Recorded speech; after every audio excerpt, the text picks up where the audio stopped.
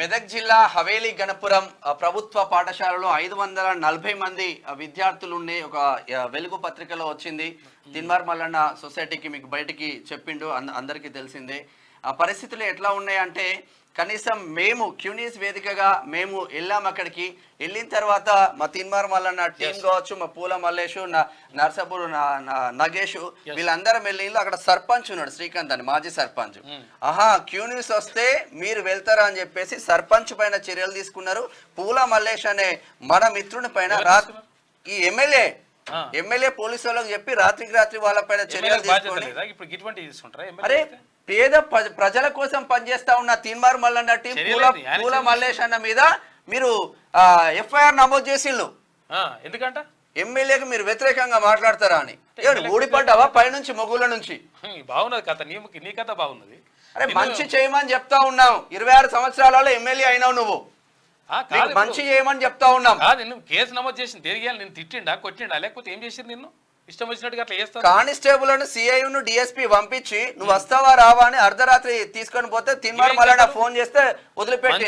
ఇప్పుడు నేను ఏమంటున్నానంటే అసలు యాక్చువల్గా మీ మీద మంచి గౌరవం ఉన్నది, మీ నాన్న మీద మంచి గౌరవం ఉన్నది. ఒకవేళ మీరు ఇట్లా చేసిన అనుకో మరి అట్లా కూడా ఉంటుంది లెక్క. ఇష్టం వచ్చినట్టుగా అట్లా ఎట్లా ఉంటుంది లెక్క? ఇష్టం వచ్చినట్టు తీసుకుపోయి కేసులు పెడతాను మీరు. నువ్వు ఎమ్మెల్యే కావడం కోసం మా పాత్ర కూడా ఉంది. మెదక్కి ఎన్నో సార్లు వచ్చి మేము కూడా ప్రచారం చేస్తాం. నువ్వు ఎమ్మెల్యే అయినా అంటే ఉట్టిగా అందరి మీద కేసులు పెడతాను కానీ నేను చేసేది మరి అది పట్టించుకోవా? మరి టీం మీద కేసులు పెట్టడానికి నువ్వు ఎమ్మెల్యే అయింది అది గతంలో చేసిన పాపం, అది ఓకే, మనం దాన్ని కాదంటలేము. నీదేం తప్పు కాకుండొచ్చు కానీ నువ్వు సరిదిద్దాల్సిన అవసరం ఉంటుంది. లేకపోతే మేము చేస్తామని చెప్పాలి, లేకపోతే చేయకపోతే సపరేట్ మూసుకొని కూర్చోవాలి. ఇవేంది కేసులు పెట్టడం నీ కథ? మీరు కట్టేయకపోతే చేత కాకపోతే యువకులు వచ్చింది ఇప్పుడు బాత్రూమ్లు కట్టిద్దామని రండి. హవేలీ గన్పూర్ అంటే మెదక్ జిల్లా హవేలీ గన్పూర్లో ఉన్న స్కూల్కి సంబంధించి ఆడపిల్లలు తర్వాత వీళ్ళందరూ కూడా ఇబ్బంది పడుతున్నారని చెప్పేసి యువకులు వచ్చిండ్రు. మేము ఉన్నామన్నా అంటే మేము మా చేతన ఏం చేస్తామని చెప్తున్నారు. ఏం చెప్పండి ఎందుకు వచ్చిండ్రు? అయితే నిన్న మల్లన్న న్యూస్ చదవడం విన్నాను. అయితే మరి ఎక్కడి నుంచి వచ్చిందన్న మీరు? మొదటగా నా పేరు శివచంద్ర అన్న, నాది అందోల్ కాన్స్టెన్సీ, అందోల్ మండలం, రంసన్పల్లి గ్రామం. నేను ప్రజెంట్ పొలిటికల్ పార్టీలో కొనసాగుతున్నాను, బీజేపీ మండల అధ్యక్షునిగా కొనసాగుతున్నాను.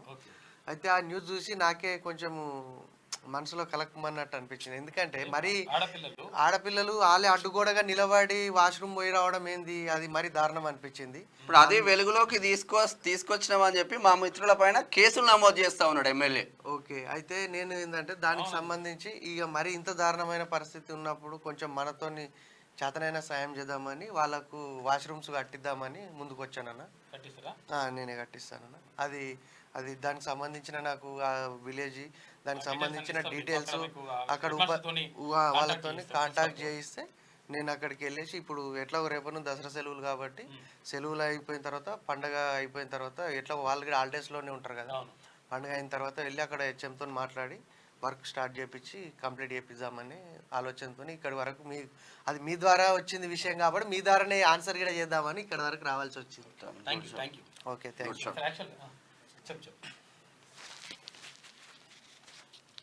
చెప్పండి అన్న. ఇక్కడికి రానికంటే అన్న దగ్గరికి ఇప్పటి నేను చాలాసార్లు వచ్చిన. అన్న నన్ను గుర్తుపడతారు, ఆందోళన నియోజకవర్గం సంఘం ప్రెసిడెంట్ నేను. అయితే యాక్చువల్గా మా మిత్రుడు చూసి నాకు పెట్టి నా వీడియో పెట్టి అన్న ఇది చూడు ఒకసారి అన్నతో మాట్లాడి అన్నకు మీకు మెసేజ్ పెట్టడం జరిగింది.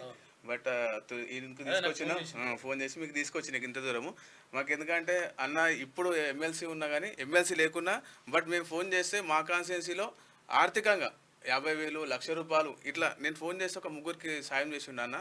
దానికోసం ఆ అన్నయ్య ఎప్పటికుంటాం ఖచ్చితంగా అన్న టీంలో వర్క్ చేస్తున్నాడు. Thank you brother.